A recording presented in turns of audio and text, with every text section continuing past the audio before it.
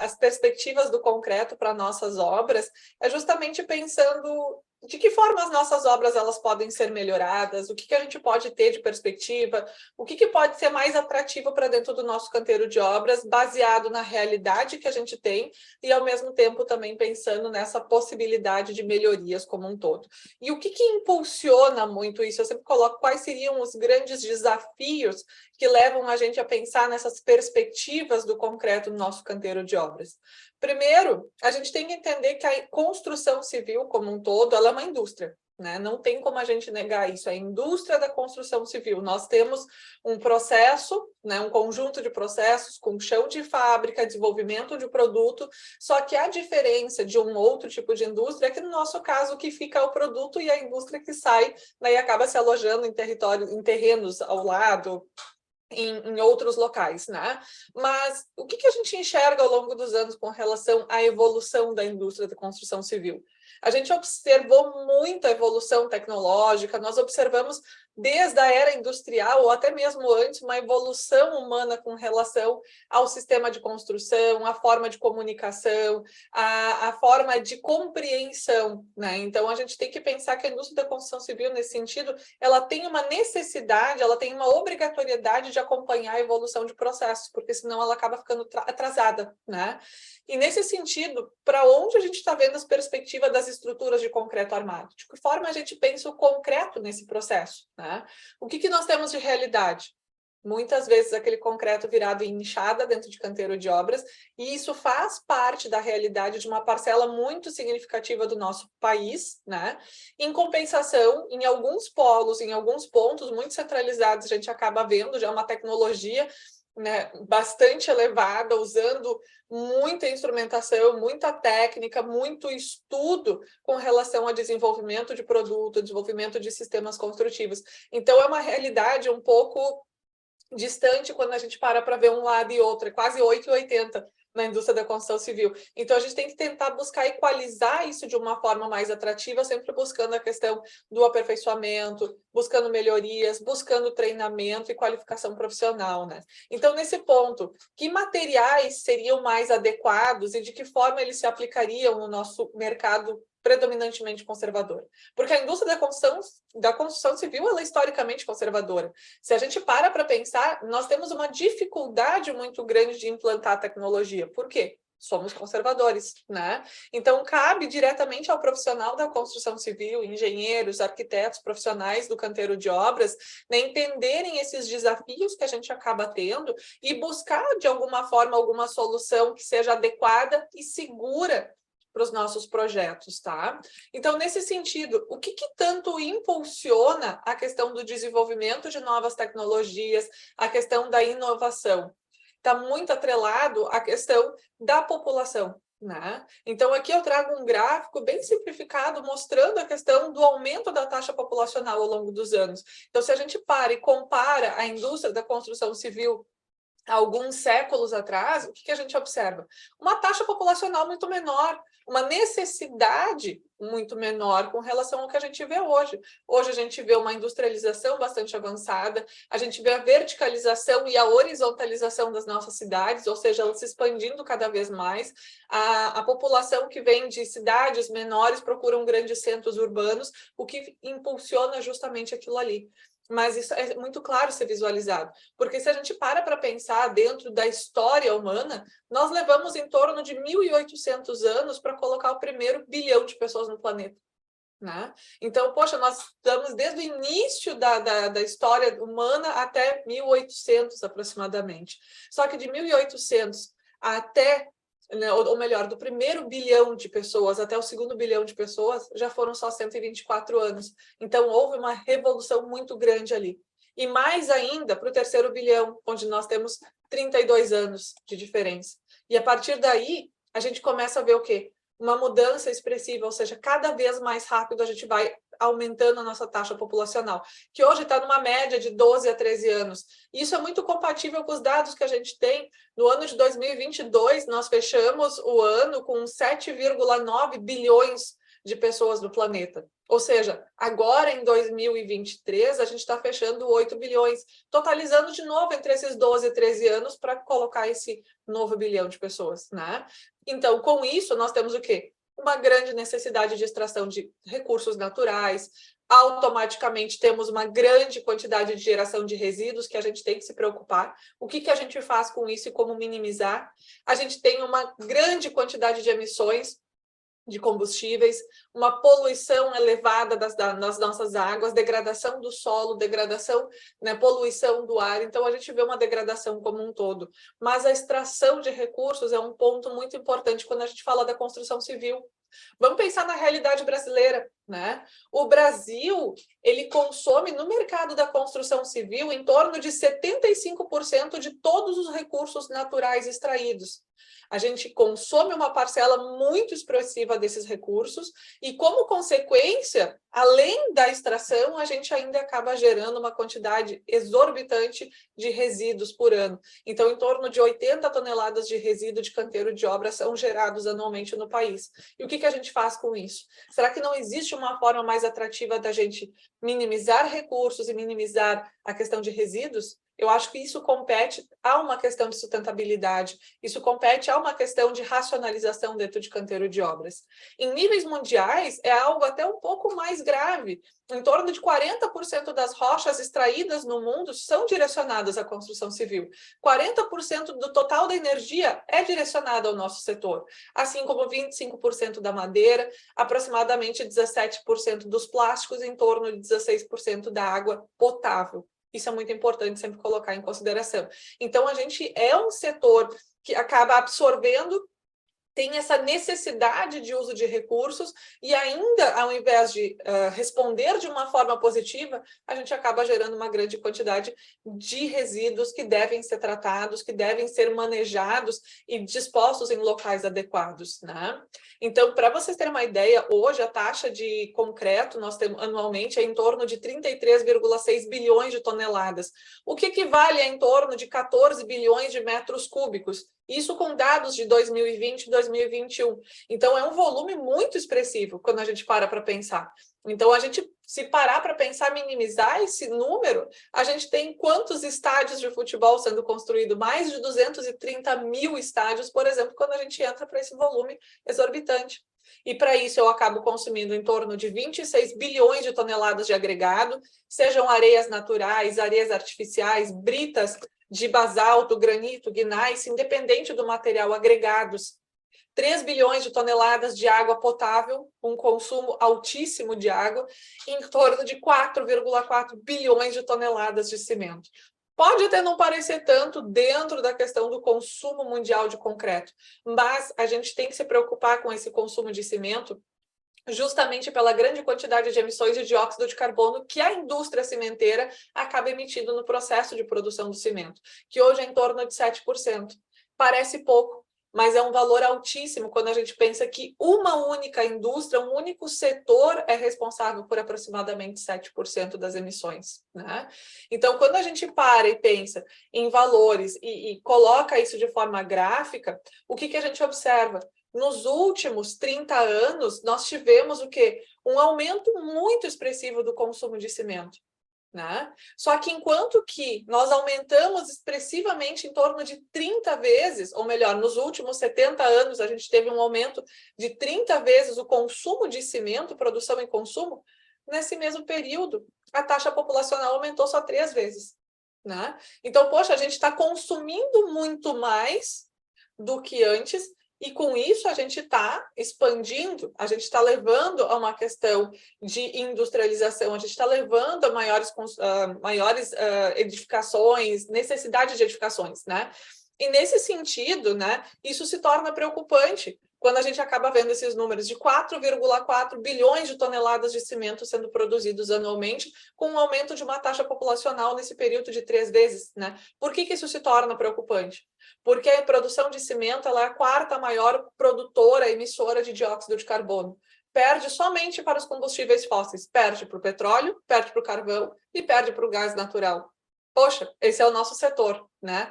E aí, o que a gente faz nesse processo? É uma taxa altíssima de produção de cimento, onde 90% dessas emissões geradas pela indústria são relativas à produção do clinker, e em torno de 10% está ali atribuída à questão de energia, então, totalizando ali em torno de 100%, tá? Mas então a gente tem uma preocupação muito grande dentro das indústrias com relação à produção do clinker, que é o primeiro subproduto, basicamente, da nossa produção de cimentos, tá? Então, com o aumento da população, eu tenho o quê? Um aumento de consumo. Com o aumento de consumo, eu tenho muitas atividades industriais, com o aumento da população, eu tenho muitas atividades industriais, eu tenho maior consumo energético, eu tenho maiores níveis de poluição, maior uso de recursos naturais, né? Então, como mencionado anteriormente, e como é que ficam as nossas gerações futuras nesse meio? Como é que a gente deixa para as nossas gerações futuras a questão de jazidas para que eles tenham condições de edificar como nós estamos fazendo hoje? Então, a gente tem que se preocupar muito pensando na construção civil, as atividades industriais. A gente tem uma necessidade de evolução, a gente tem que industrializar, a gente tem que trazer melhorias para o setor da construção civil. Por quê? Nós temos um setor de baixa produtividade, nós temos um setor que gera grande quantidade de desperdícios, nós temos um setor que tem um baixo controle de qualidade de muitos materiais utilizados, e fora que ainda há morosidade. Então, a construção civil ela está muito atrasada quando a gente pensa nesses aspectos comparados aos outros tipos de indústria, né? Mas eu sempre brinco, né? Incontestável essa evolução, né? Aqui eu sempre puxo essa figurinha do meu orientador da época de graduação, porque eu acho que ela é um exemplo claro de quando a gente está falando de evolução, né? Aqui eu fico na dúvida se é uma evolução tecnológica ou de aquecimento global, porque nesse mesmo período o planeta subiu, aumentou a temperatura em 2 graus, a temperatura média. Né? Então, em torno de 1800, 1850, a gente estava com temperatura média de 12 graus, agora 14. Então, isso é questionável, né? A gente está vendo uma evolução tecnológica, a gente está vendo um aquecimento global, há uma relação entre a atividade humana e esse aquecimento global, há uma relação da atividade humana com a necessidade de tecnologia, evolução, né? De que forma que a gente pode pensar isso de uma forma, né, mais atrativa? Então, o que a gente está pensando? O que a gente precisa, né? Partir para o desenvolvimento sustentável, pensar em medidas sustentáveis mais atrativas para o mercado da construção civil. Mas o que a gente vê hoje na realidade? A gente fugindo disso, a gente partindo para todos os outros lados e deixando o desenvolvimento sustentável de lado. Hoje a gente escuta muito isso, mas a gente tem a necessidade não só de ouvir e pensar, a gente tem que sim entender em relação a ela e como trabalhar com ela. Né? Se vocês pararem para pensar, talvez vocês já devam ter visto muita divulgação de prática da ESG, né? Então, unindo ali vários setores, atrelando muito desenvolvimento de tecnologias, buscando sustentabilidade, buscando gestão, né, produtividade. Então, eu acho que isso é uma prática que cabe sim ao mercado da construção civil absorver também. Então, trazendo justamente esse rumo de sustentabilidade. Infelizmente, a gente ainda está correndo para lados contrários, porque é mais fácil, né, dentro do que a gente tem disponível para nós. Então, agora, daí eu coloco, né?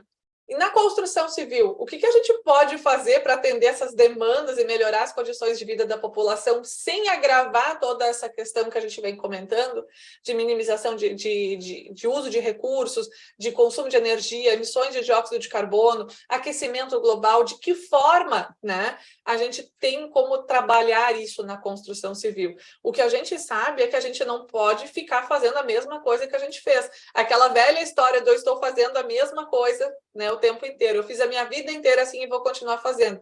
Mas a gente tem que investir muito nessa questão de inovação tecnológica a partir ou aliada diretamente à questão da sustentabilidade. É a nossa responsabilidade dentro do canteiro.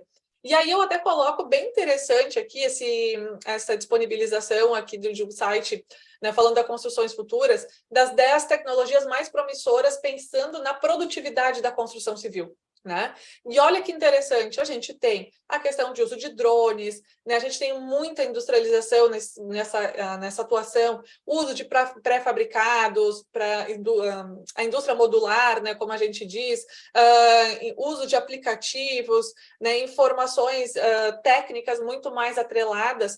Mas olha que legal, avanço nos materiais de construção civil. E é aí que a gente está se referindo. É aqui que a gente está entrando com bastante força, né? Porque a gente tem que pensar em modificar os materiais que a gente usa hoje, torná-los mais sustentáveis, mas atendendo às nossas necessidades com relação à qualidade da nossa estrutura, que a norma 6118 e a 15575 deixam muito claro: conservar a segurança, estabilidade e aptidão em serviço durante o período de vida útil sobre as condições ambientais previstas na época de projeto. Isso é muito importante. Nós temos responsabilidade, independente do material que nós utilizamos, ele tem essa responsabilidade de segurança e estabilidade durante toda a vida útil. Mas o que é vida útil? Para mim, vida útil é sinônimo de durabilidade. Se a minha estrutura tem durabilidade, eu faço com que a minha responsabilidade perante a vida útil esteja sendo atendida. Claro que durabilidade ela está muito além de um simples ensaio, por exemplo, de um rompimento de corpo de provas. A durabilidade ela está atrelada à questão do projeto, da execução, dos materiais usados, do uso e da manutenção da edificação. Então, a durabilidade ela é bastante complexa para ser entendida, né?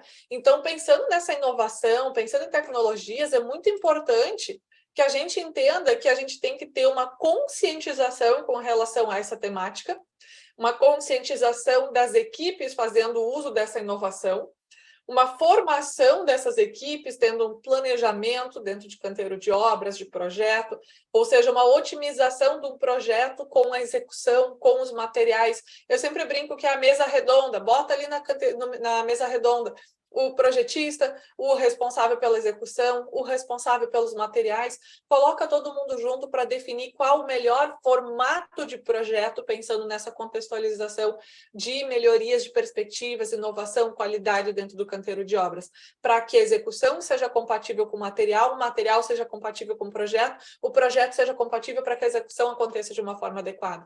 Então, eu tenho que ter materiais ambientalmente corretos, eu preciso ter uma quantificação de mão de obra adequada, eu tenho que ter qualidade de mão de obra. Então, eu tenho que ter uma interdisciplinaridade muito grande, uma transferência de tecnologias que muitas vezes a gente busca em outros setores. Às vezes a gente não é dentro do canteiro de obras, dentro da construção civil que a gente vai achar a melhor solução. Daqui a pouco a gente acha a melhor solução, sei lá, na medicina, daqui a pouco a gente acha a melhor solução lá nos conhecimentos com relação ao solo, à terra, na geologia, ali a gente transporta muita coisa. A construção civil nada mais é do que projetar o que acontece no planeta, né? Então é só uma similaridade de informações. E no concreto, como é que fica essa história? Primeiro, o concreto é um material durável, a gente sabe disso.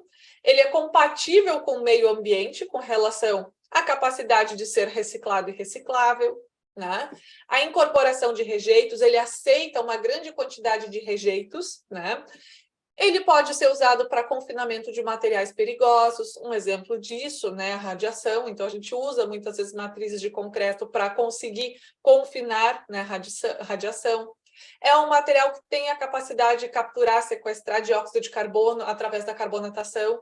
Então, ambientalmente, o concreto é um material interessante. Ele se torna sustentável dentro da nossa necessidade. Só que as técnicas de utilização deles têm que ser usadas de forma adequada para que isso se torne realmente atrativo e a gente passe a não gerar mais rejeitos ao longo do tempo, tá? Não é novidade para ninguém. Pensando nessa questão de uso de materiais que concreto é brita, areia, aglomerante, cimento, água, né? Com a quantidade diferentes de cimentos que hoje a gente já tem no mercado da construção civil, quantos concretos diferentes a gente já pode fazer? Com características diferentes, atendendo a nossa necessidade, concreto com pega rápida, concreto com uma pega mais lenta, com maior formação de produto de hidratação. Agora pensa, com aditivos e adições, o que nos aumenta a possibilidade de trazer um ganho para o mercado da construção civil. Então, eu sempre coloco, né? Poxa, o que seria um concreto do futuro, com todas as possibilidades que a gente já tem hoje, né? Só que para que realmente isso funcione, a dosagem tem que ser bem feita. E aquele tracinho 1 para 2 para 3 que a gente vê no canteiro de obra, será que atende essas necessidades que a gente tem? Porque o concreto ele tem como propriedades principais resistência mecânica e durabilidade. Quando eu tenho essas propriedades atendidas, eu tenho estabilidade e segurança, né? O que é a resistência no processo? A resistência depende do tipo de cimento que eu estou usando, o comportamento mecânico depende também da granulometria do tipo de agregado que eu estou usando, se eu faço ou não a cura no meu concreto, ou seja, etapa pós-concretagem, será que ela é de responsabilidade do canteiro de obras? É. Como é que ela deve ser feita? Claro, a resistência depende também da idade do concreto e, muito importante, a resistência depende da relação água-cimento, porque quanto mais água eu coloco no meu concreto, menor a resistência mecânica, que está atribuída a maior formação de vazios.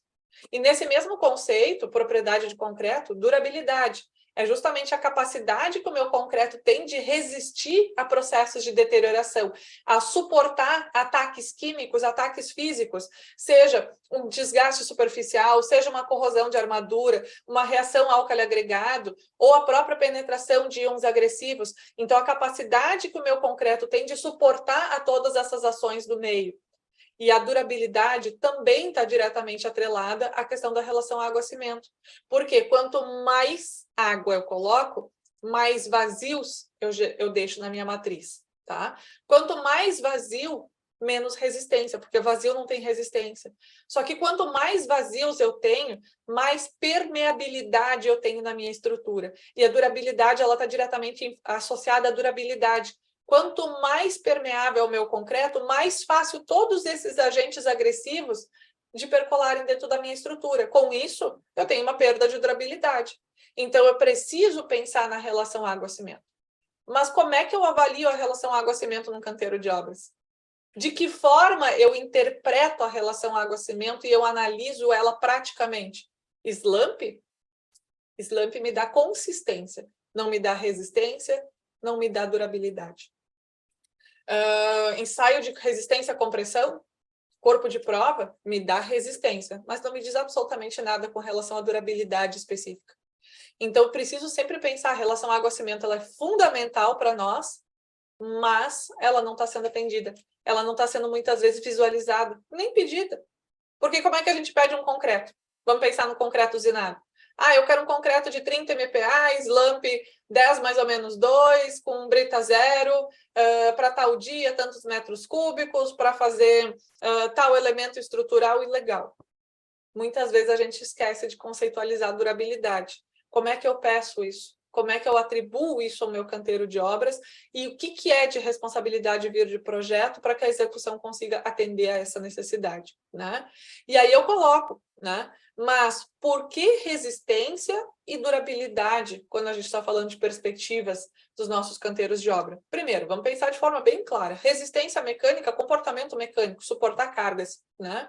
Durabilidade é justamente um fator básico de proteção de armadura. Vamos colocar em forma bem clara, bem simples da gente entender. Durabilidade é o que faz a minha estrutura, né, ter a sua vida útil, né, sendo atendida, então é uma proteção que a gente dá, né?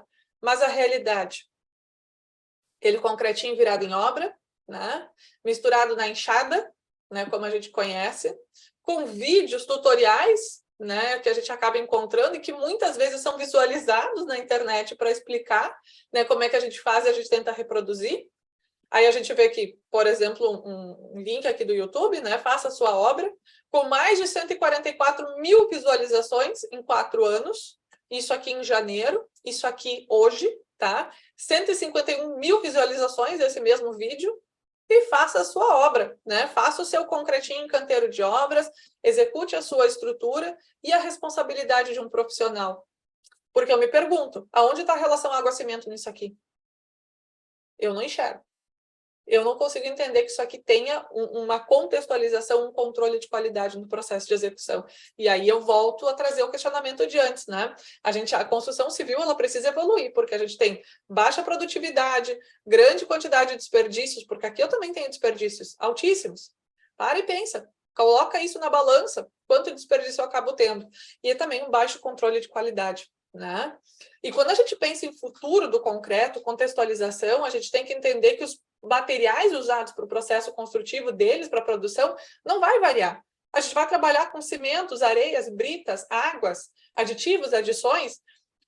Talvez a gente trabalhe com uma brita reciclada, talvez a gente trabalhe com uma areia reciclada, um cimento ambientalmente mais interessante, mas as propriedades finais devem ser alcançadas da mesma forma. Então, melhorando esses concretos, eles sempre vão estar melhorando alguma deficiência daquele concretinho que a gente vê aqui misturado em enxada, daquele concretinho sendo produzido mais básico. Então, a gente pode trazer melhorias químicas, melhorias físicas, melhorias biológicas para dentro das nossas estruturas, né? Então, sempre buscando uma contextualização do concreto do futuro.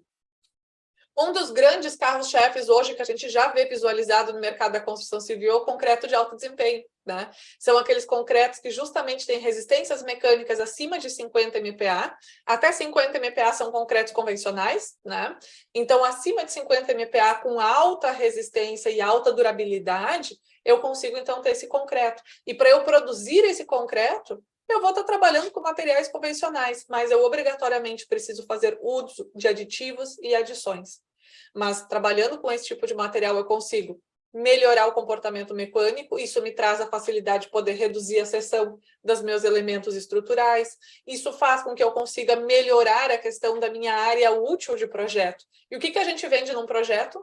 Área útil. É isso que o cliente quer no momento que a gente está interagindo, está trabalhando com o projeto deles. Ele quer a melhor possibilidade de layout, mais possibilidade de estar atuando dentro daquela área de execução. Se eu consigo reduzir a seção de um pilar, vamos supor, de 2 metros de diâmetro para 1,60 m, o que acontece? Eu reduzo a quantidade de material, reduzo o tempo de execução, eu consigo ter uma redução de custos associada à questão da utilização desses concretos. Ah, Angélica, mas concreto de 50 MPa é sempre mais caro que um concreto de 30. Depende. Já temos umas linhas novas aí de concretos no mercado, né? Mercado nacional, com concreto de 50 MPa mais barato que concreto de 30, buscando tecnologia, inovação.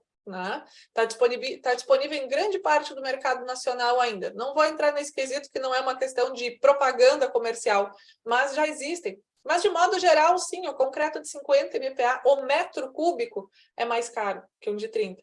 Mas eu só consigo observar essa economia quando eu coloco essas vantagens atribuídas à questão do uso desse material, tá? No mercado brasileiro, onde a gente mais vê o uso desses concretos especiais? Quanto maior o porte da obra, mais fácil da gente visualizar. Isso não é regra, mas é uma facilidade da gente conseguir enxergar. Então, aqui, pensando no mercado nacional, Yacht House, né? 2 torres, então, ali com 81 pavimentos, trabalhando com concretos de alto desempenho. Já aprovado também para a mesma cidade, Balneário Camboriú, Santa Catarina, o Trump Tower, né? Uma torre, então, com 509 metros de altura, beira da praia, né? 154 pavimentos.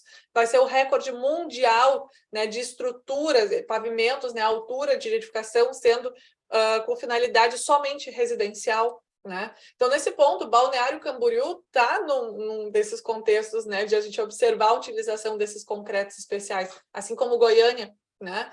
Goiânia também é um polo, um carro-chefe muito grande de industrialização, tecnologia, desenvolvimento de novas técnicas construtivas, acho que até mais do que própria Balneário Camboriú. Né? Acho que Goiânia, nesse ponto, se destaca mais. Mas olha que interessante a projeção de Balneário com relação a essas obras e como nós temos perspectivas, né? Então, através dessas imagens sombreadas de projetos já existentes, né, com relação à execução. E aqui também um recorde, né? O One Tower, que foi inaugurado ano passado, em dezembro, sendo o 32º torre mais alta do mundo de concreto armado. Então, nós temos alguns pontos atrativos que fazem a gente entender a questão da importância dos nossos concretos, ainda mais considerando que nós estamos numa área litorânea. Né? Então, aqui, litoral de Santa Catarina.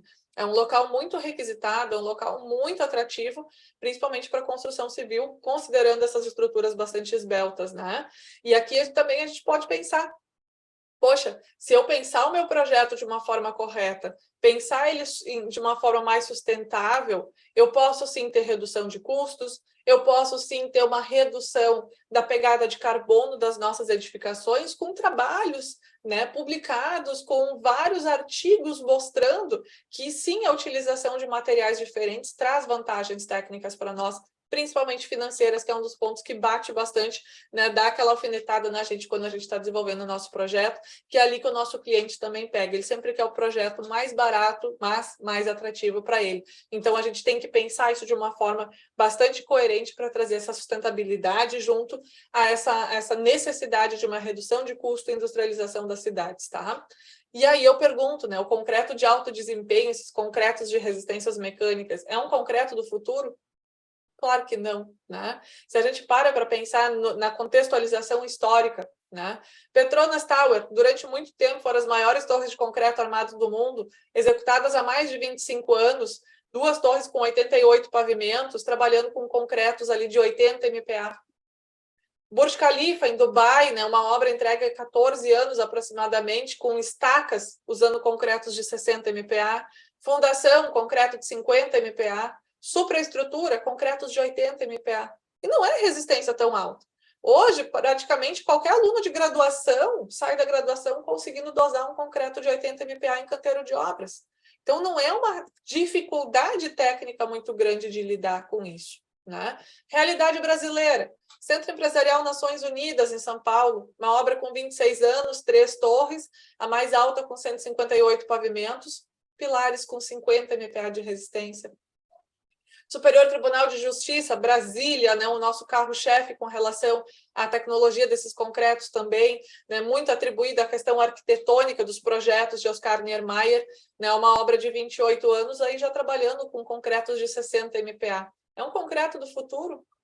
Não, né?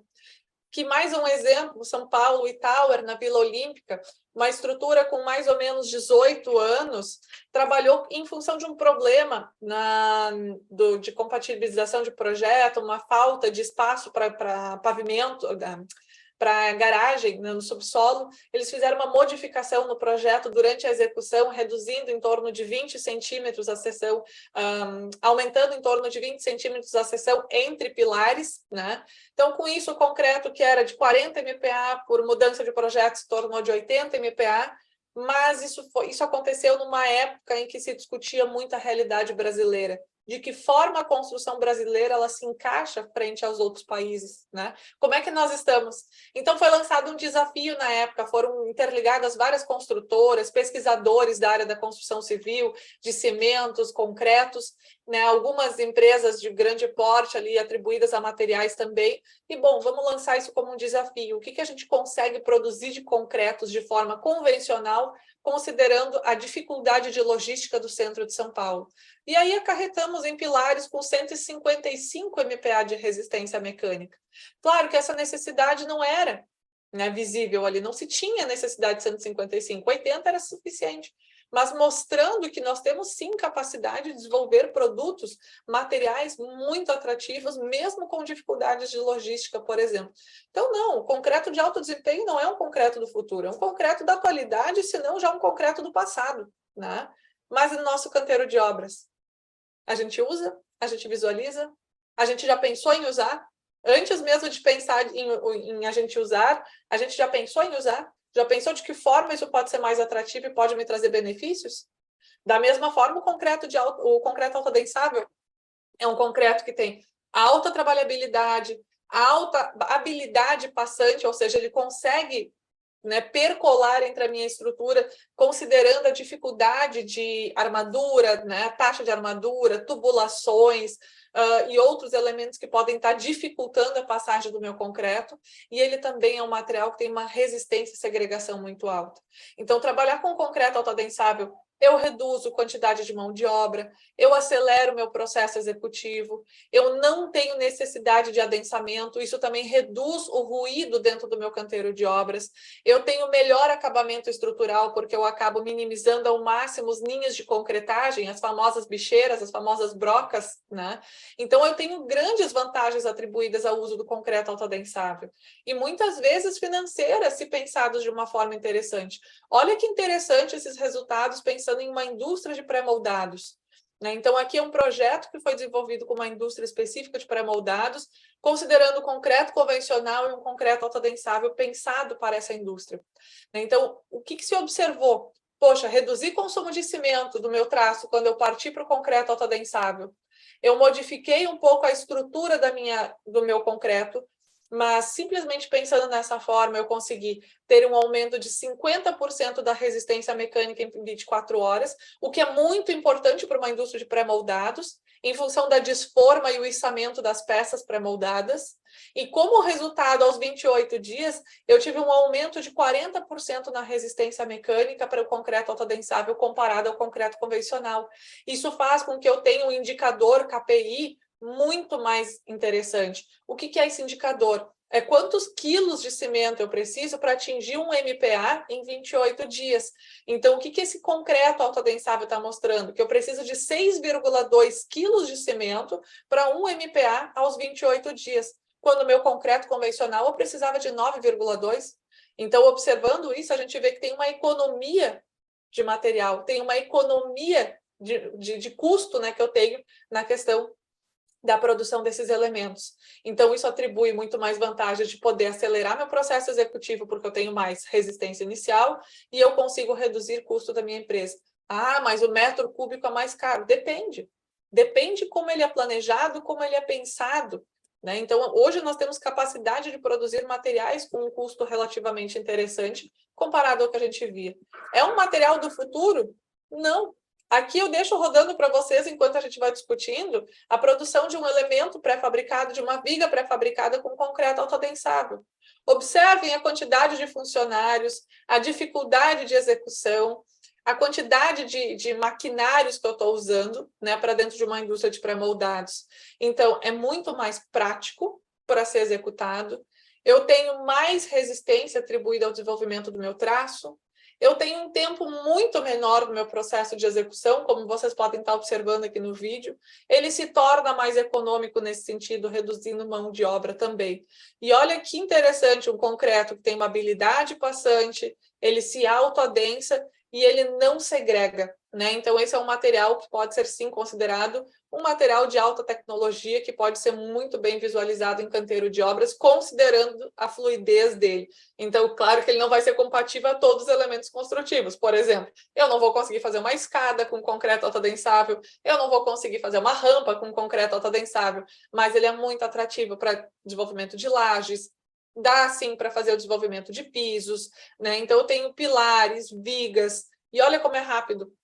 E a sujeira, a mão de obra, os ruídos que eu tenho. Claro, eu tirei o som aqui para vocês, mas eu não tenho uso de vibrador. Então, tudo isso facilita e faz a gente refletir. É um concreto do futuro? Não. É um concreto total da nossa atualidade. É um concreto também quase que do passado. Mas cuidado, não é aquele concretinho que a gente tem normal e que o pessoal coloca ali um baldinho a mais de água e quer fazer ter concreto autoadensável.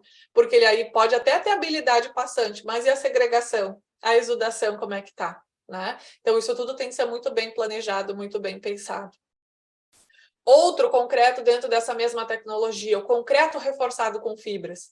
Cuidado, a fibra, ela controla a abertura da fissura. Um concreto reforçado com fibras não quer dizer que não seja um concreto que possa fissurar. A fibra não impede da fissura de acontecer, ela minimiza. Porque vamos supor que meus dedos, a abertura, seja aqui uma propagação de uma fissura. Quando eu faço força com meus dedos, o que eu estou fazendo? Induzindo a maior formação da abertura aqui. Mas aí eu coloco uma fibra, o que acontece? Eu reduzo a capacidade de abertura da minha fissura, né? Façam esse teste vocês uma hora. Façam força abrindo os dedos e coloca aqui uma fibra, né, a mão contrária, para vocês verem que a tensão é reduzida. Então, nesse sentido, um concreto com fibras acabam fazendo o quê? Criando uma ponte de aderência entre um elemento e outro, né, entre a parte que foi rompida em função da abertura da fissura, fazendo essa transferência de tensões e minimizando a tensão aqui na ponta de abertura da minha fissura. Então, um concreto reforçado com fibra, ele aumenta a capacidade de absorção de uma energia quando comparado a um concreto normal, principalmente pensando na questão da fragilidade do material, porque o concreto é um material com comportamento frágil. Tu coloca a carga nele, ele rompe imediatamente com um comportamento frágil, ele não tem um comportamento de ductibilidade, a gente não consegue observar as deformações até que a gente tenha perda de capacidade máxima. Mas quando eu trabalho com concreto reforçado com fibra, eu estou trazendo ao meu concreto esse comportamento pós-fissuração, onde eu tenho uma deformação, um comportamento dúctil ou pseudodúctil, né, sendo analisado. Ou seja, eu consigo analisar pequenas deformações antes de que eu tenha perda total de capacidade daquela minha estrutura. Isso é muito atrativo para nós, quando a gente fala em estrutura de concreto armado. Eu melhoro propriedades como resistência à fissuração, eu melhoro propriedades como resistência residual, tenacidade, resistência à tração, resistência à fadiga, resistência ao impacto. Mas isso só depende do quê? Da qualidade do concreto que eu estou usando e da fibra que eu estou usando. Então, eu tenho que ter uma matriz cimentícia adequada. E a resistência mecânica à compressão? Eu aumento a resistência à compressão quando eu trabalho com fibras? Depende. Nem sempre a gente observa um aumento da resistência mecânica, tá? A resistência ela só é aumentada quando o módulo de elasticidade da fibra for maior que o módulo de elasticidade do concreto. Ou quando a gente trabalha com taxas mais altas, né, de fibras com relação à matriz de concreto. Mas, de modo geral, a resistência mecânica ela não é melhorada. E ela, inclusive, pode ser piorada quando eu não tenho um processo de moldagem adequado, um processo de compactação adequado, criando, então, grande quantidade de vazios, ouriços de fibras também internamente. Então, tem que ter um cuidado bastante atrativo com relação à execução, quando eu falo de estrutura de concreto reforçado com fibra, tá? Hoje, o mercado das fibras na construção civil, elas estão muito ligadas à questão de estrutura sobre o solo, pisos, principalmente pavimentos, né? Então, em torno de 60% a 70% do uso das fibras, elas são direcionadas a um concreto reforçado com fibras para pisos, né? Também tem uma parcela bastante expressiva para a questão do concreto projetado, principalmente para projeção de túneis, né? Então, a gente vê a questão de um ganho benéfico muito interessante, atrativo nesse ponto. A indústria de pré-moldados também então está se mostrando bastante promissora com o uso desses concretos reforçados e também outras pequenas aplicações, então com uma perspectiva menor. Mas principalmente o carro-chefe hoje do mercado da construção, a execução de pisos. Exemplos aqui do Rio Grande do Sul, se a gente para pensar nas empresas que trabalham com a execução de pisos industriais, em torno de 90% dos pisos produzidos já são produzidos com fibras. Por quê? Porque eu consigo reduzir quantidade de mão de obra, reduzo o custo de mão de obra automaticamente nesse ponto, acelero o meu processo executivo, minimizo etapas dentro do meu canteiro de obras. Então, isso me traz bastante benefícios com relação ao meu sistema de execução, principalmente financeiros, né? Então, pisos industriais, paredes de concreto, concreto aparente, então trabalhando muitas vezes com as microfibras, né? Concreto projetado, então principalmente com fibras de polipropileno, né, para evitar aquele efeito Spelling de explosão em questão de incêndios, né? Concreto projetado para túneis, então pensando muito nisso, pistas de rodovias, pistas de aeroportos, tubos de concreto aumentando a resistência à tração, a quebra.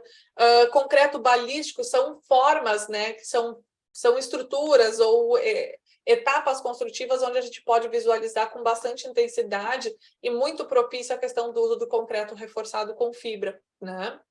Um outro ganho que a gente está vendo, concreto de alto desempenho, concreto chamado como UHPC, ou antigo CPR, né? É um concreto que, para ser desenvolvido, ele alia muita tecnologia, porque ele tem que ser um concreto de alto desempenho, ele tem que ser um concreto autodensável e é um concreto reforçado com fibras. Então, são 3 concretos especiais em um único concreto. Com isso, eu consigo ter resistências mecânicas variando de 150 a 200 MPa em algumas situações, com um tempo de execução de peça, remoção de formas muito baixo. Eu tenho um aumento da homogeneidade, eu reduzo aquela a parte mais frágil do desenvolvimento do meu concreto, que é justamente a interação entre a pasta e o agregado. Eu tenho um aumento da compacidade da minha matriz, reduzindo muito a permeabilidade. É um concreto do futuro, pensando em ser aliado 3 tecnologias diferentes? Na verdade, não. Aqui a passarela de Seonil, na Coreia, a cobertura do pedágio de Millau na França, estruturas já edificadas com vãos livres muito grandes, espessuras baixíssimas, né? No Brasil, a gente até pode dizer que começou com o desenvolvimento do CPR, né? Com o desenvolvimento do concreto balístico, né? Para um presídio. Posteriormente, a gente vê o desenvolvimento, né, desse tipo de concreto para a questão de execução de casas, né, pré-moldadas. Eu brinco que são casinhas de Lego, desculpa o termo, né, eu particularmente brinco que são casinhas de Lego. Então, são concretos aqui. Essa casa que foi apresentada numa Concrete Show em São Paulo, né? Então, peças fabricadas em loco, em canteiro de obra, perdão, em fábrica, desmoldadas em 6 horas e transportadas para serem executadas rapidamente em canteiro de obras. Por isso que eu brinco que são casinhas feito Lego, né?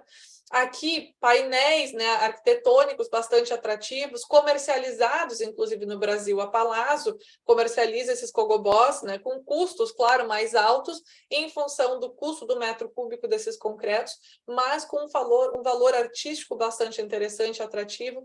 E quantos dos nossos problemas de canteiro de obras, ou quantas soluções a gente pode atribuir ao uso desse concreto de UHPC? Né? Acho que a gente acaba vendo bastante vantagem na proporção do uso desses concretos também. Que mais um exemplo, concreto autocicatrizante. O concreto tem capacidade de cicatrizar uma fissura existente. Algumas vezes, dependendo do uso de material para autocicatrização, ele pode ser autorregenerante, regenerar a estrutura original, comportamento mecânico, né, durabilidade. Nem todo autocicatrizante é autorregenerante, isso é importante ser colocado. Depende do tipo de material que a gente usa para cicatrização. Concreto do futuro. Aqui a cobertura, né, fluida do Museu de Arte do Rio do Mar, usando concreto autocicatrizante. Mais um exemplo, o Museu de Imagem e Som, né, também trabalhando com concretos autocicatrizantes.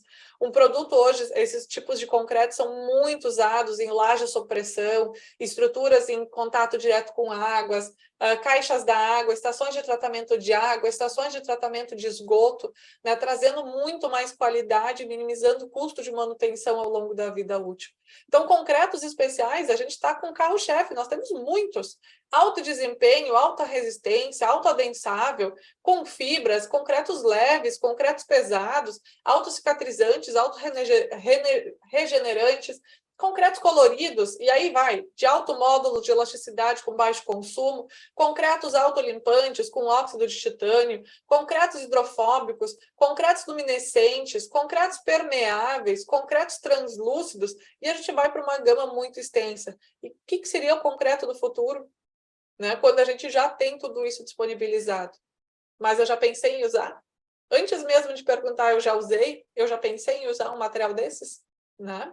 Poxa, vamos partir para uma linha diferente, né? Ah, Angélica, concreto, a gente sabe que os concretos a gente tem muita possibilidade, mas o grande problema é o cimento e a gente tem uma alternativa diferente? Tem, né? Tem vários desenvolvimentos ao longo do mundo de cimentos alternativos. Aqui, por exemplo, os cimentos geopoliméricos ou alcaliativados, que buscam como matéria-prima principal não o calcário, onde eu tenho que ter uma etapa de calcinação, clinkerização, mas buscam precursores que são ricos em sílica e alumina, né? Que tem alumínio silicato com baixo teor de cálcio, alumínio silicato com alto teor de cálcio, ou trabalhar com misturas híbridas. Então, podem buscar como matérias-primas aqui cinzas volantes, silicativa, cinzas vulcânicas, escória de alto forno, né? São materiais muito propícios à ativação alcalina. Diferente do cimento Portland, aqui eu tenho o quê? Um material precursor que é ativado quimicamente com uma solução, como hidróxido de sódio, silicato de sódio. Ai, Angélica, mas isso é tão tecnológico, isso é tão do futuro. Poxa, edifícios em Bruxelas, lá da década de 50, construídos com cimentos alcaliativados. Na verdade, o alcaliativado é um tipo de cimento muito mais próximo ao concreto romano. A estrutura do cimento usado no concreto romano estaria sendo considerado como quase que a segunda ou terceira evolução do concreto romano, onde eu não tenho calcinação, não tenho clinkerização, eu reduzo a quantidade de emissões de dióxido de carbono, vantagens ambientalmente corretas. Eu já pensei em usar? Ah, mas, Angélica, no Brasil não tem. Ah, de fato, a gente não trabalha com isso ainda, né? Mas aqui, por exemplo, a gente tem o desenvolvimento dos primeiros blocos de concreto usando cimentos geopoliméricos, né? Esse projeto aqui eu tenho a felicidade de estar participando, né? Então, é parte de um trabalho de 10 anos, né, de equipe, né, no desenvolvimento de produtos através de materiais poliméricos, né? Então, aqui a gente está produzindo blocos de cimento sem cimento Portland, usando como material precursor uma rocha vulcânica ácida bastante presente no solo, né, da região mais sul do país. Então, acho que esses aqui são os primeiros protótipos, né, de cimentos geopoliméricos em produtos no mercado nacional. Mas, é muito tecnológico. Mas daqui a 2 anos pode estar no mercado de trabalho. E aí, como é que eu uso? Como é que eu vou me aprimorar para saber usar esse material em canteiro de obras? Então, a gente tem que pensar muito na questão de, poxa, quais são as práticas executivas mais interessantes? O que eu tenho que pensar como perspectiva? Primeiro, interpretação de projeto. É muito importante que projetista e executor estejam alinhados nesse momento. Identificação de prazos, porque os prazos que eu tenho para edificar são muito importantes para a escolha de materiais. Seleção de materiais compatíveis com o projeto e prazos, e também ter uma mão de obra mais qualificada. Então, para isso, eu preciso trazer um treinamento, fiscalização de equipe, partir profundamente, controlar muito, ter um bom controle tecnológico, porque acho que hoje um dos grandes problemas que a gente tem está atribuído à questão de uma falta de controle tecnológico. É muito comum a gente ouvir em canteiro de obras, mas um controle tecnológico é muito caro. Né? Mas é muito mais caro quando a gente tem a necessidade de reparo, manutenção, né, dessa estrutura por falta de um controle tecnológico. E sempre lembrando, tá? Esses concretos especiais, eles não são nada muito mais diferente do que a gente tem hoje de concreto dentro do canteiro de obras. Mas eu preciso ter um controle tecnológico muito melhor deles, porque eles são muito mais sensíveis no seu processo de execução. Então, partir para a tecnologia, partir para o uso desses materiais, eu preciso sim pensar em qualificação profissional, treinamento de equipe para que seja compatível ao uso do material que eu tenho, para que sim eu consiga atender resistência, desempenho e durabilidade da minha edificação, protegendo o aço, né? Porque o que acontece? A durabilidade, como eu comentei lá no início, ela tem uma relação muito direta com a questão do aço. Porque qual é o grande problema do aço? Corrosão, né? Corrosão de armadura. Um exemplo é a carbonatação. Né? O que acontece na carbonatação? O dióxido de carbono da atmosfera penetra na minha estrutura de concreto, né? E com isso eu acabo tendo uma redução de pH em função de uma reação química que acontece ali. E a despassivação do aço, aquele meu concreto que tinha um pH em torno de 12, 13, tem uma perda de pH, e aí eu deixo o meu aço desprotegido.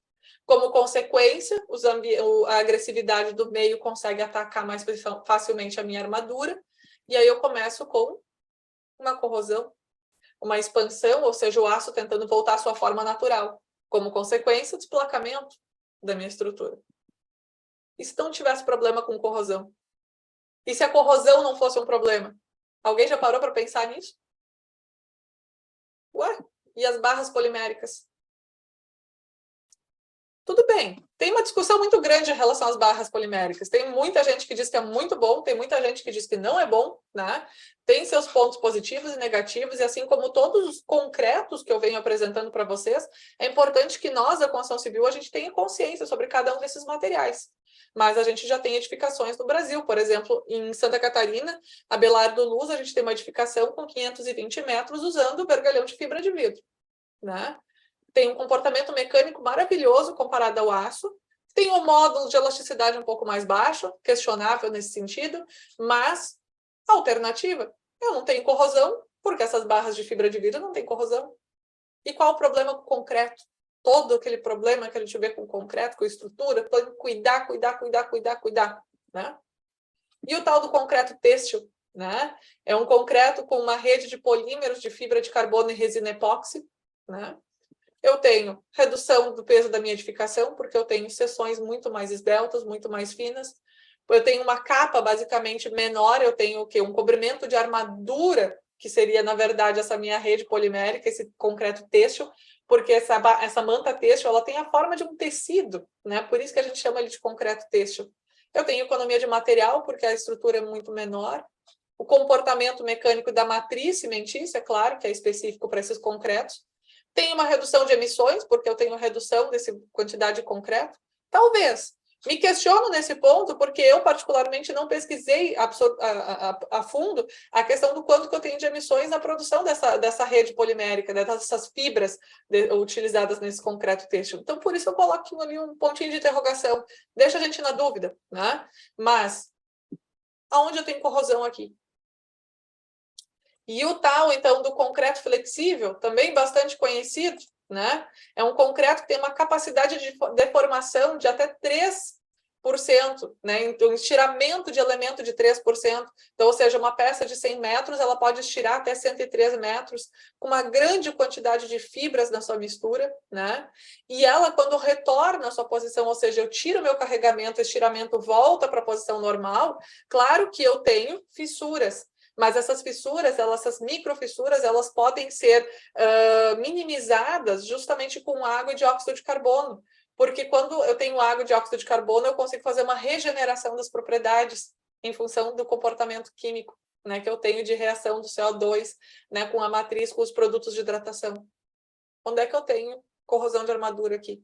Será que eu não posso pensar minha estrutura de uma forma diferente, minimizando materiais, recursos, né? E a captura de carbono, não sei se vocês já ouviram falar em relação a isso, né? É uma medida compensatória da minha edificação, porque o que é essa captura de carbono? É um fenômeno químico-físico, né, resultante de uma reação do dióxido de carbono com os produtos de hidratação do meu concreto, né, o hidróxido de cálcio, que nada mais é como conhecido como a carbonatação, né? Então, os produtos de hidratação do próprio concreto, eles têm a capacidade de absorver dióxido de carbono através da carbonatação. O hidróxido de cálcio reage com o CO2 e forma um carbonato de cálcio. O carbonato de cálcio, ele aumenta a resistência mecânica do concreto. Perfeito, ótimo, eu tenho mais comportamento mecânico. Só que qual é o grande problema da carbonatação hoje mesmo? Perda de pH. Baixo pH que diz passivo aço. E se eu pego e substituo o tipo de armadura? Se eu não coloco uma armadura de aço na minha estrutura, qual é o problema da carbonatação? Hoje, as nossas estruturas já fazem esse processo de captura de carbono. A gente tem dados mostrando que ao longo de toda a vida útil da edificação, a própria edificação captura em torno de 19% do carbono, do CO2 emitido no processo de produção do cimento usado para aquela obra. Então, é um volume bastante interessante. Isso muitas vezes não é muito difundido. Mas e se eu mudo a tecnologia? E se eu mudo esse processo de não precisar mais trabalhar com o concreto armado? Se eu mudo esse pensamento com relação aos materiais que eu estou usando? Eu posso, daqui a pouco, criar um concreto muito mais poroso, que tem capacidade de captura muito maior de dióxido de carbono, ambientalmente mais interessante, sendo mais sustentável, né, considerando a questão de minimização de alguns recursos, mas sempre e ainda com problemas, né, ainda solucionando o problema de corrosão, porque eu estou mudando o meu elemento. Isso é pensar numa perspectiva de futuro dentro da construção civil. É nós termos a cabeça aberta, pensando que existem tecnologias em desenvolvimento e que a gente pode, assim, né, puxar isso para dentro do nosso mercado. Né? Só que para isso a gente tem que sempre entender que nós temos muitas pesquisas em andamentos, eu tenho muita possibilidade de novos recursos, de novos materiais em desenvolvimento que a gente pode usar, mas eu tenho pouca literatura, eu tenho pouco conhecimento, mas nada impede da gente testar. A gente testa, a gente faz protótipos, a gente vai lá para o canteiro de obras, pratica, vê como é que faz, como funciona, ensaia quanto à durabilidade, faz ensaios futuros e faz aplicação em canteiro de obras. A gente não pode ser mais do mesmo, de estar sempre ali, ó, eu fiz a vida inteira dessa forma e vou continuar fazendo. A industrialização, a indústria 4.0 está aí batendo na porta, né? E aí, nós vamos ficar, né, naquela, né, historicamente conservador, que a gente falou anteriormente, a gente vai partir para práticas futuras mais adequadas. E eu sempre coloco, né, que as práticas, em como um todo, elas vêm mudando, né, ao longo da construção civil. Mas como é que eu posso evoluir, como é que eu posso garantir o melhor desempenho das nossas estruturas? Acompanhando essa evolução do setor, pensando que os materiais estão evoluindo no setor, pensando na necessidade do que a gente quer. Então, a gente tem que estar preparado para isso, a gente tem que estar adepto a isso, a gente tem que estar com a mente aberta, né, pensando nessa questão de novas possibilidades. porque os avanços eles vão fazer parte do nosso dia a dia num mercado muito próximo. Pode ser semana que vem, pode ser daqui a 5 anos, pode ser daqui a 10 anos, para cada um de nós dentro do mercado da construção, tá? E essa é a questão que a provocativa que eu gostaria de deixar para vocês hoje. A gente precisa sempre estar atualizado, né? Pensando muito nessas perspectivas do nosso canteiro de obras, do que pode ser aprimorado, né, para que a gente consiga ter melhor qualidade na nossa execução, garantindo, então, a vida útil, resistência, desempenho, durabilidade, né, ao longo dos 50 anos estruturais que nós temos como responsabilidade técnica, tá? Seria essa a minha participação, deixo aberta a perguntas, não sei se o professor Flávio, que está aqui presente, gostaria de comentar alguma coisa, Renato? Oi, Angélica, obrigado aí mais uma vez pela palestra, tá brilhante aí. Boa noite a todos, já coloquei lá no chat meu boa noite a todos. A gente coordena o curso aí de gerenciamento de obras. Esse é um curso já bem maduro no IPOG, desde 2012, né, quando a gente abriu a primeira turma lá. A Angélica já está vários anos aí, né, comigo aí, né, Angélica? Então, 6 anos, é bacana. Então, nesses 11 anos aí de experiência no mercado com o curso de gerenciamento de obra, já estamos na turma de 202, tá? Então, o curso, assim, realmente é o carro-chefe do gerenciamento de obras aí no Brasil, né? E agora, retomando aí, né, as turmas presenciais a partir do ano passado para cá, a turma presencial tem algumas facetas interessantes, tá? Que é, por exemplo, a gente consegue fazer algumas visitas técnicas em loco, né? As nossas aulas são sexta-noite, começando às 18 horas, né? Aí sábado de manhã e de tarde, domingo pela manhã, né? Um final de semana por mês. E a gente consegue fazer sempre uma visita técnica como parte das nossas aulas no sábado pela manhã, né? Que é geralmente o sábado pela manhã, aí nesse horário nosso de aula do IPOG, que as construtoras, as concreteiras, enfim, estão disponíveis e elas sempre abrem as portas lá para a gente, e para nós irmos com os nossos alunos e tudo mais, tá? Fazer as nossas visitas lá como parte das nossas aulas. Então, isso tem sido realmente uma experiência. A gente fazia bem isso antes de vir a pandemia aí, né, em 2020, e agora estamos retomando essa faceta aí com as aulas presenciais, tá? Então, em Recife já está previsto a abertura da próxima turma de Recife presencial para agosto, né? Vamos ver, essa turma já está confirmada, tá? E aí, Porto Alegre, o Renato talvez possa falar um pouquinho mais para a gente. Mas vamos abrir agora, no final eu mostro aqui a grade, né, das disciplinas do curso, tudo mais, fala um pouquinho do curso. Vamos abrir agora para as perguntas aí. Alguma pergunta, pessoal? Eu tenho acompanhado algumas perguntas aqui no chat, professor, e eu estou respondendo algumas aqui também já que o pessoal tem feito, né? Então, eu não sei se alguém quiser fazer alguma pergunta a mais. Daqui a pouco tu pode ir apresentando também, né, o cronograma, alguma coisa, e eu vou respondendo as que estão aqui no chat. E aí, no final, a gente faz mais perguntas, pode ser daqui a pouco? Aí eu consigo Pode ser, responder então. todas e aí a gente consegue Ok. acelerar também. Tá, então eu vou mostrar aqui para vocês, rapidamente aqui, o nosso curso, tá? O nosso curso presencial, nós temos, são 12 disciplinas, né? 12 módulos que a gente chama, tá? O módulo de Microsoft Project é o software, né, que vocês já conhecem, é para a gente fazer o planejamento, né, do cronograma da obra, tá? E o controle do cronograma da obra, gerando curva S, né? Ou seja, controlando aí prazo realizado com prazo planejado, controlando aí o escopo planejado com o escopo realizado, né? E comparando também o custo, né? O custo planejado com o custo real, tá? A disciplina de engenharia de custos com foco na gestão de obras, né? Onde a gente fala de orçamentação de obras, cálculo do BDI, etc., produtividade de mão de obra, né? Boas práticas para execução de fundações, né, que é uma disciplina exatamente que tem o fundamento aí da execução das fundações, planejamento e gestão operacional do canteiro de obras, que é uma disciplina muito importante, porque se a gente começar errado, né, o planejamento do layout do canteiro de obras, tudo sai errado e aí os custos sobem, tudo mais, como a Angélica estava falando aí, né? Boas práticas para execução de estruturas de concreto, que é a disciplina da Angélica, exatamente, tá? A aplicação da gestão de projetos e riscos na construção civil. Então, como é que você calcula risco? Como é que você define uma matriz de risco? Como é que você calcula a reserva de contingência, né, para risco, para custo, para prazo em um projeto? Tá? Boas práticas para execução de vedações, né?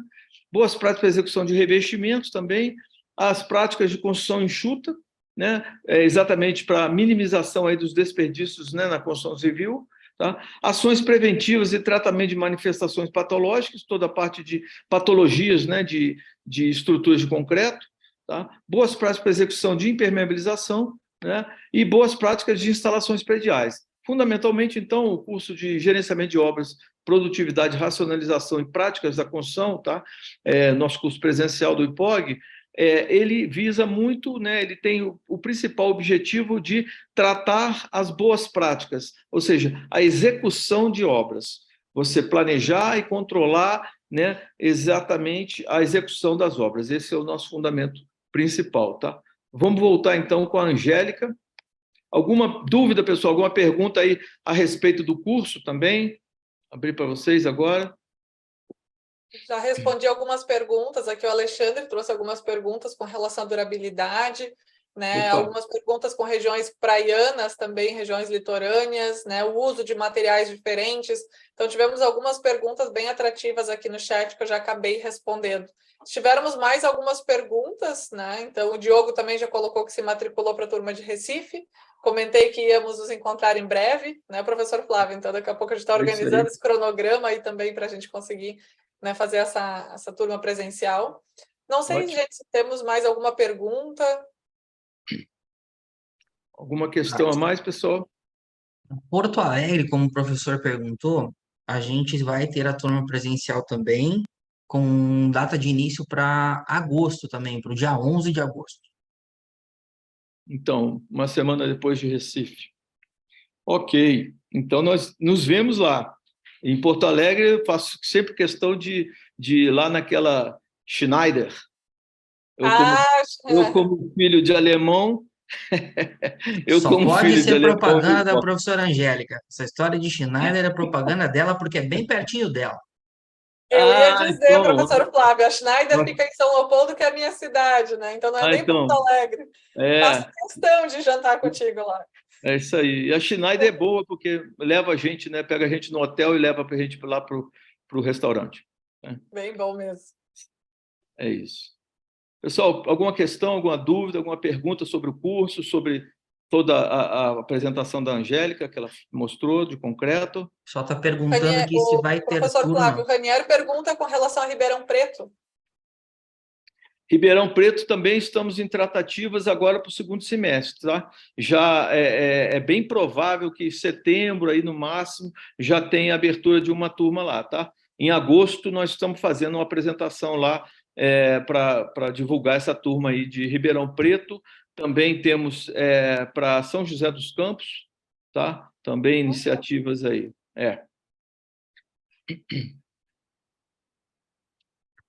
Acho que é isso, então, né? Acho que é isso, não temos mais perguntas, né? Vou agradecer aqui a professora Angélica, muito obrigado, mais uma vez. À disposição. Professor Flávio, muito obrigado pela explicação em torno do curso, por estar aqui com a gente, pela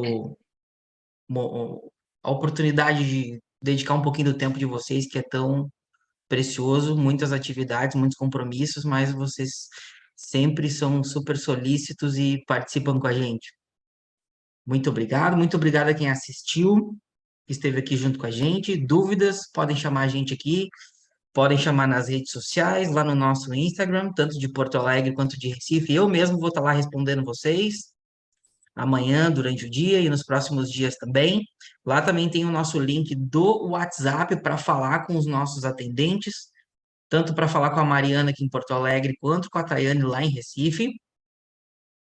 Em Recife, eu não sei qual é o restaurante bom, né?